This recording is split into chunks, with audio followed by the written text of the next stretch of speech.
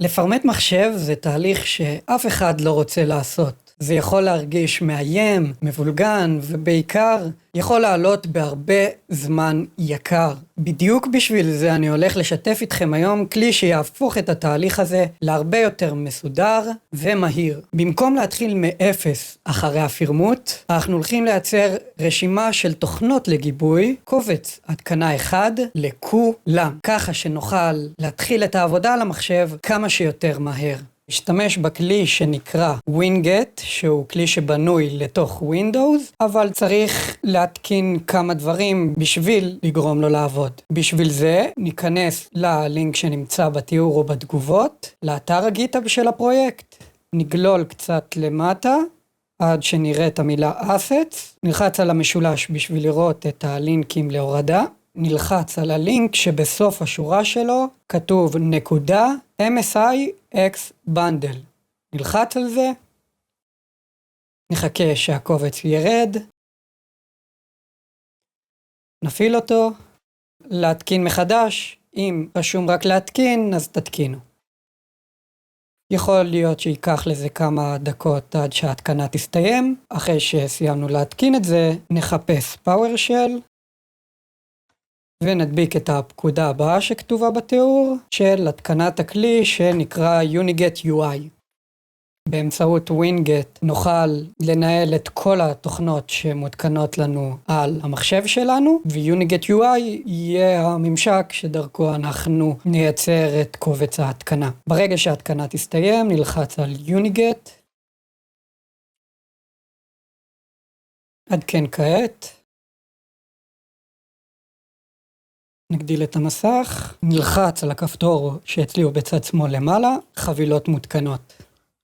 ברשימה הזאת נבחר את כל התוכנות שאנחנו רוצים בתוך קובץ ההתקנה שלנו. נסמן פה את כל התוכנות שאתם לא יכולים לחיות בלעדיהם. ספרו לי בתגובות מה התוכנות שבחרתם. במקרה שלי אני אלך על CCleaner, Crystal Disk Info, Defraggler, WinRAR, WizTree, ו-Rivon Installer. אם אתם רוצים לראות את הסרטון שלי על Rivon Installer, אתם יכולים ללחוץ פה על הלינק, על הסרטון. אחרי שסיימנו לבחור את כל התוכנות, נלחץ במקש העליון פה מימין, הוסף בחירה לצרור, ונקבל את כל התוכנות שסימנו. נלחץ על הקוביה פה שתסמן את כולם, נלחץ על האפשרות, צור קובץ סקריפט של PS1.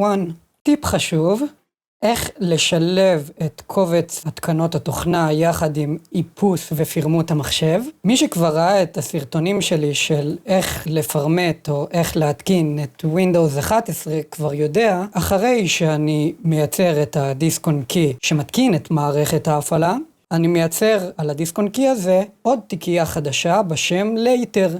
ומעביר אליה קבצים חשובים שאני אצטרך מיד עם פרמוט או התקנת המחשב, כמו התקנה של דרייברים, וככה גם עם התקנת קובץ התוכנות שלנו, נשים גם אותו בתיקיית ה-Later שבתוך הדיסק און קי הזה. במידה ואתם לא מפרמטים, פשוט תשמרו את הקובץ הזה בדיסק און קי שלכם. נלחץ על דיסק און קי ההתקנה, מקש ימיני חדש, תיקייה חדשה, נקרא לזה Later. ניכנס אליה ונלחץ Save. זה השלב שבו אתם מפרמטים את המחשב, עוצרים את הסרטון הזה וחוזרים אליי אחרי שהתקנתם את מערכת ההפעלה והדרייברים. במחשב החדש נחזור שוב פעם ללינק של פרויקט של WinGet בגיטהאב, נגלול למטה שוב פעם עד שנגיע ל-Assets, ללינק בשורה שכתוב נקודה MSI X Bundle, שמור, ופתח קובץ. כן. ואחרי שסיימנו להתקין, נעביר את הסקריפט שלנו מהדיסק און קי לשולחן העבודה, נלחץ על הסקריפט עם מקש ימיני, Run with PowerShell, נסכים לתנאים עם האות Y ו-Enter. נקבל פרטים על מה שאנחנו הולכים לבצע, נלחץ Enter, נסכים להתקין את התוכנות שרצינו באמצעות Enter, ובום, התוכנות יתקינו את עצמם אחת אחרי השנייה. רק חשוב שנהיה פה לאשר את התנאים של כל התוכנות שאנחנו מתקינים. במידה ויש איזשהו תקלה עם אחת ההתקנות, לשים לב שאולי נצטרך בכל זאת להתקין איזה תוכנה אחת באופן ידני.